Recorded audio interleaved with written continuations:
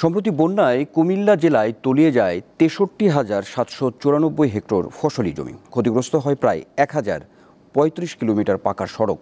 কিছু কিছু কাঁচা সড়ক বিলীন হয়ে গেছে। এসব ক্ষয়ক্ষতি কাটিয়ে উঠতে সময় লাগবে বলে জানিয়েছেন সংশ্লিষ্টরা। কুমিল্লার কৃষক যখন রোপা আমন ও রোপা আউশ ধান ঘরে তোলার স্বপ্ন দেখছিলেন, তখন আকস্মিকভাবে আঘাত হানে বন্যা।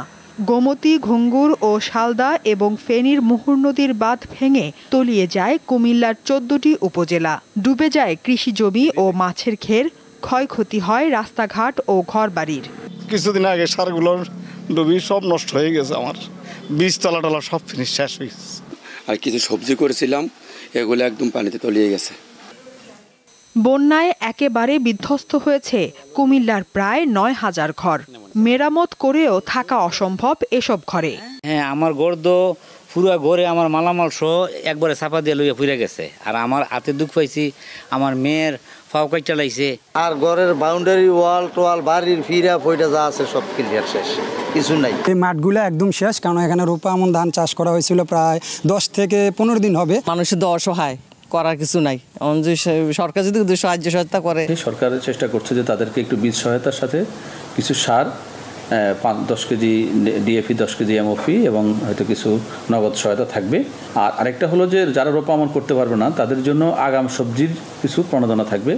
সরকারি হিসেবে বন্যায় কুমিল্লার ১,০৩৫ কিলোমিটার রাস্তা এবং ৩২টি ব্রিজ কালভার্ট ক্ষয়ক্ষতি হয়েছে। একটা মেইন রাস্তা আমাদের এই যে বুড়িচং আসা যাওয়ার এই এলাকার মানুষ এন থেকে ইন্দ্রমতি, মহিষমেরা এবং কি ওই যে কোষাইয়ামের সবাই এই দিক দিয়ে এই রাস্তাতে আমরা বুড়িচং যাই, বুঝছেন।